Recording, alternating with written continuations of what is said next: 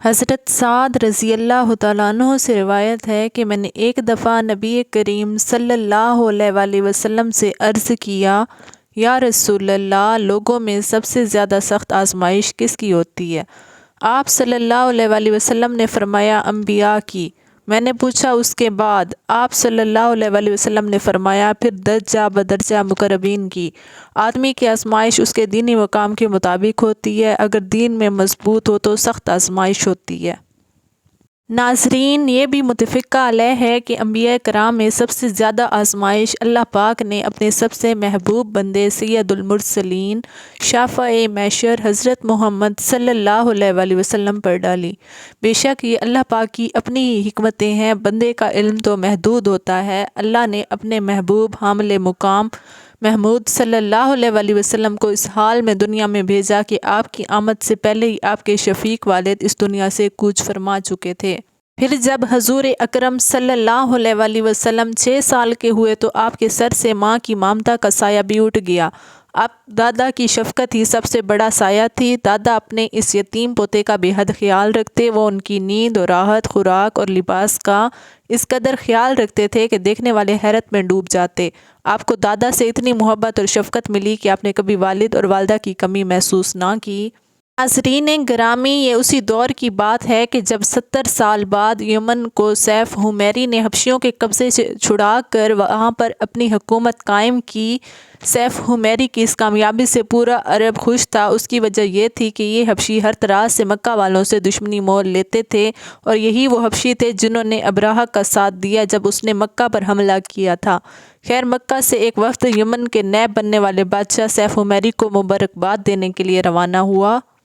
اس لشکر کی قیادت نبی کریم کے دادا جان حضرت عبدالمطلب کر رہے تھے۔ جب یہ وفد یمن پہنچا اور بادشاہ کو اس وفد کی آمد کے متعلق بتایا گیا تو بادشاہ نے کہا کہ وہ کل اس وفد سے ملاقات کرے گا۔ رات گزارنے کے بعد بادشاہ سیف الحمیری نے یہ حکم دیا کہ وہ صرف وفد کی قیادت کرنے والے سے ملنا چاہتا ہے۔ چنانچہ حضرت عبدالمطلب اس کے دربار میں پیش ہوئے تو بادشاہ نے سارے دربار کو کہا کہ ہم دونوں کو اکیلا چھوڑ دیا جائے۔ اس کے بعد بادشاہ کہنے لگا، ہماری کتابوں میں لکھا ہے کہ مکہ کی سرزمین پر ایک ایسا بچہ پیدا ہوگا جس کے دونوں کندھوں کے درمیان بالوں کا ایک گچھا ہوگا، اس کا نام محمد رکھا جائے گا۔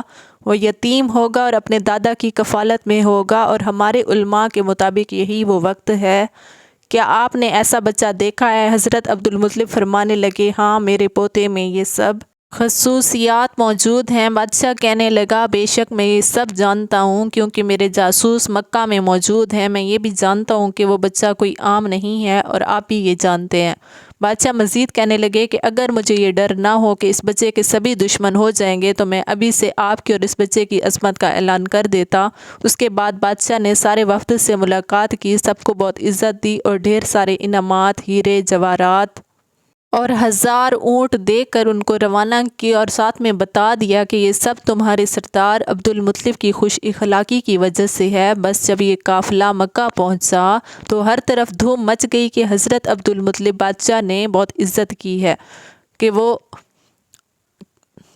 انہیں اپنی سرحد تک خود چھوڑ کر گیا۔ اس واقعہ کے بعد سے حضرت عبدالمطلب کا مکہ میں رعب اور بھی زیادہ ہو گیا۔ بے شک اس واقعہ سے پہلے بھی خاندان نبوی مکہ میں بہت عزت والا تھا، لیکن اس واقعہ کے بعد مکہ کے لوگ حضرت عبدالمطلب کے رعب تلے دب گئے۔ حضرت عبدالمطلب کا زندگی بھر کا معمول تھا کہ سونے کے وقت میں کوئی ان کی خوابگاہ کے اندر نہیں آ سکتا تھا، نہ ہی کوئی ان کے بستر پر بیٹھنے کی جرأت رکھتا تھا۔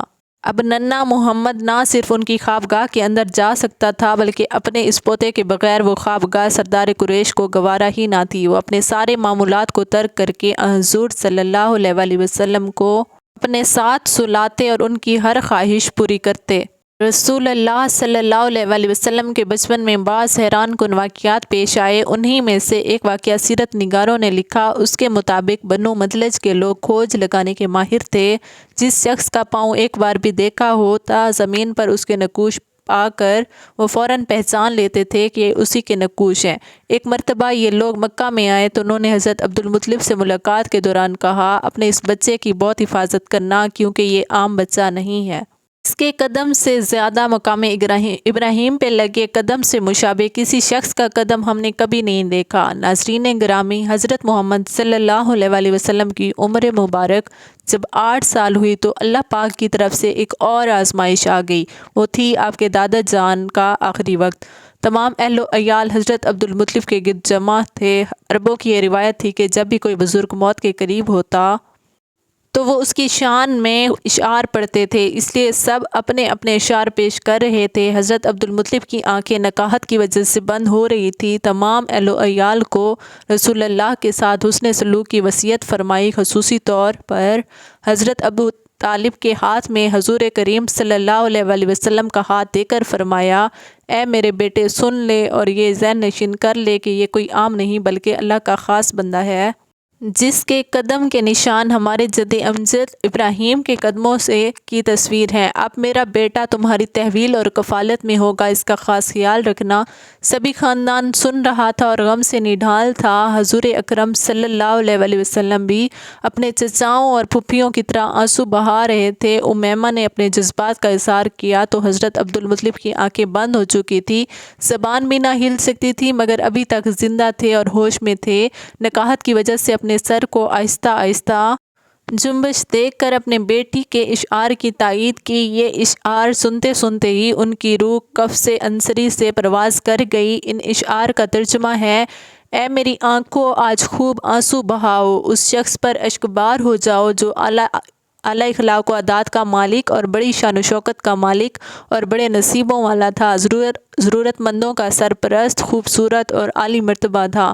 مکہ میں حضرت عبدالمطلب کے انتقال سے کوہرام مچ گیا۔ پورا مکہ جنازہ لے کے چلا اور انہیں مکہ سے باہر حجون میں دفن کیا گیا۔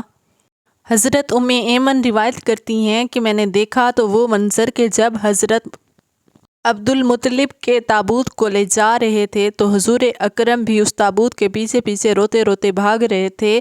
اسی طرح رسول اللہ سے کسی نے ایک مرتبہ دریافت کیا کہ کیا آپ کو حضرت عبدالمطلب کی موت کا منظر یاد ہے؟ تو آپ نے فرمایا، کیوں نہیں، میں اس وقت 8 برس کا تھا۔ میرے جد امجد عبدالمطلب کی وفات حرب الفجار سے قبل ہو گئی تھی۔